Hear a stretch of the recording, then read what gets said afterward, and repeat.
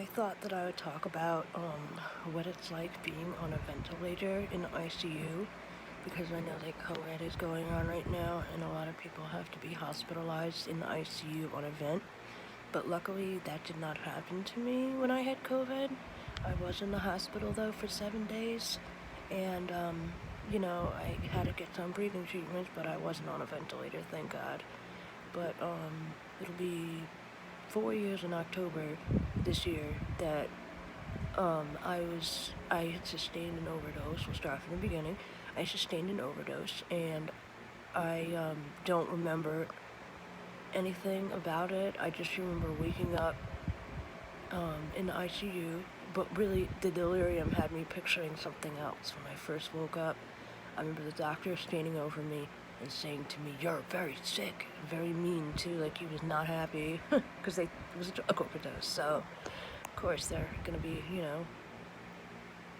biased or whatever, but yeah, so the next thing I remember is waking up, and I knew right away that I had a machine breathing for me, and me, if it was a respirator, I had all these different images. At one point, I thought I was in the back of a fire truck, and at another point, I thought I was in a hotel room, and it was frightening as hell. I remember having my arms tied down because I would, I guess, try to pull at the tube.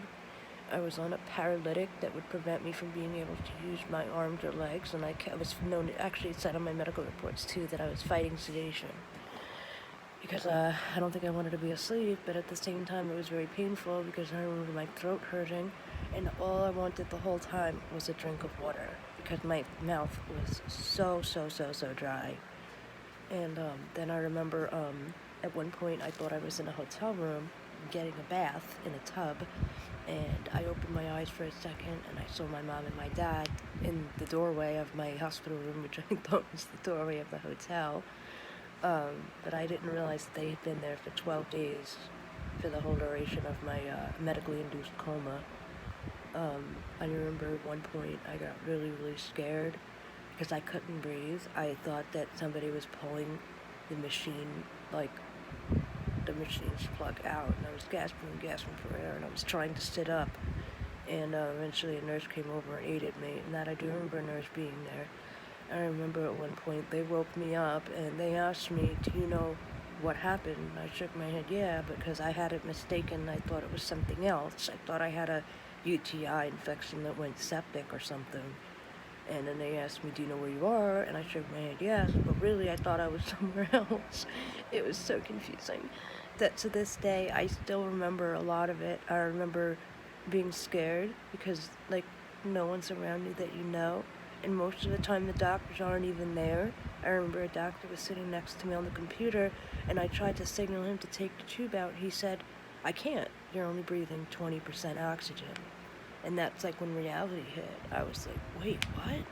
Like, this is worse than I thought, And my parents flew down from New York, and they were there the whole time. And the last thing I remember before the tube came out was they woke me up, and I was pretty alert too, very alert. And they said, "All right, we're gonna extubate you." They untied my wrists.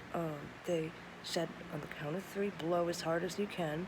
And I did, and they pulled that tube out, and as they're pulling it out, it felt like 1,000 razor blades down my throat. It was horrible.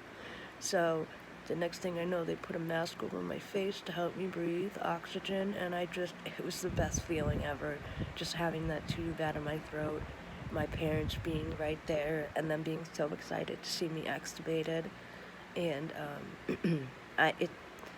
initially when this happened, I wasn't responding except for 2 painful cues and painful stimuli, and they thought that I had like MR, that I was, mentally disabled, but I wasn't, obviously, but they thought I was mentally disabled because I wouldn't respond to anything but painful stimuli. So at one point, the doctors had told my mom that most likely she'll recover. She's young. I was 32, and they said, "But we don't know if our cognitive skills will come back." So they had actually picked out a hospice for me to go to. And when I read my medical records, I realized, like, this is so much worse than I thought it was. Because you don't realize how bad it is when you're in the grips of it. You just think it's like, oh, it's okay, I'll be fine, I'm fine. Because they have you loaded up on so many drugs. They had me on fentanyl, they had me on dilatant transducers, because during this time I'd also contracted MRSA and got septic, so I was in septic shock.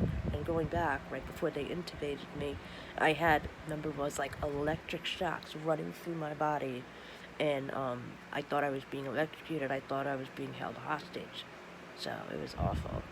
Oh my god.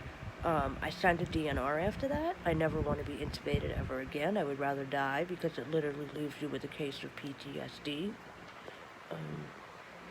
Yeah, so after I woke up, my kidneys had failed, so I was on a dialysis machine that was hooked up to a PICC line, not a PICC line, a central line in my neck, and I was receiving dialysis that way.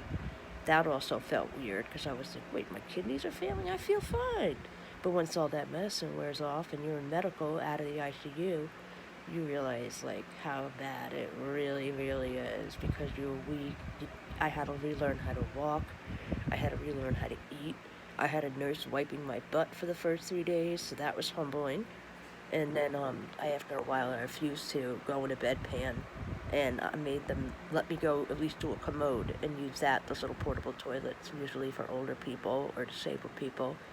And the first time I woke up, they let me use a bedpan right before they extubated me, because I had never shit so much in my life. They had me on a nasal gastral tube up my throat, up my nose and down my throat to feed me food. So I had accumulated so much fecal matter that I just pooped for like 3 days straight.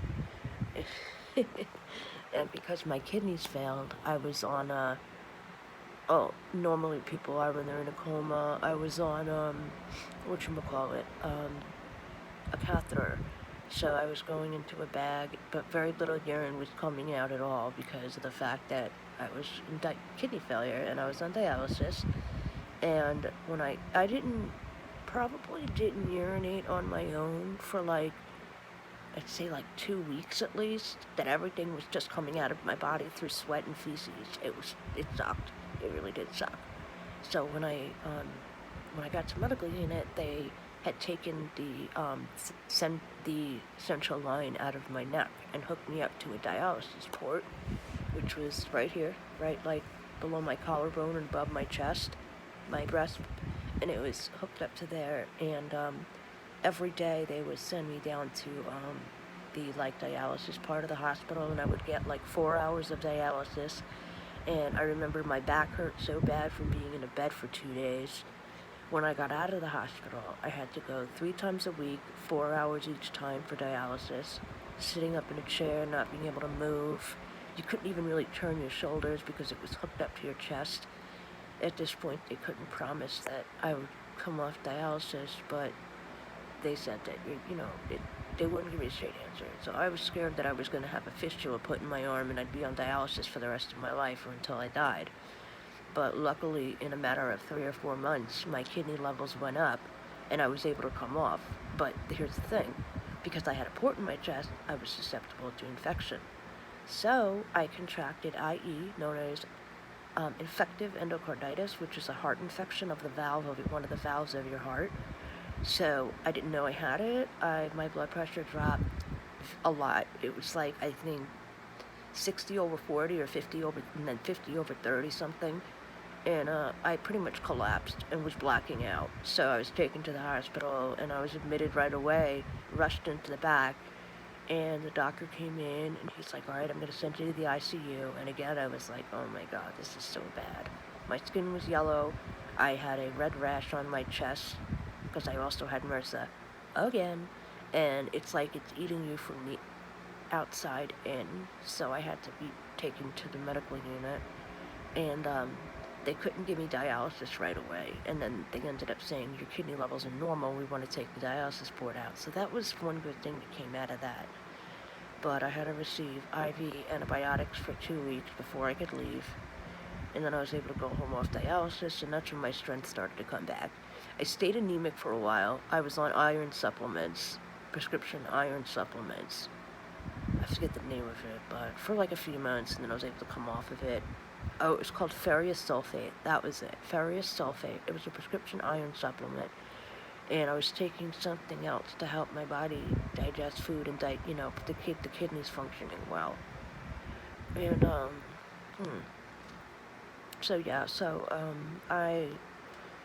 when I got off dialysis, my strength started to come back, and I still had to watch my diet because when you're in kidney failure, you can end up having high levels of potassium and high levels of sodium, so I had to watch my food and what I ate and not use salt or eat too much potassium. And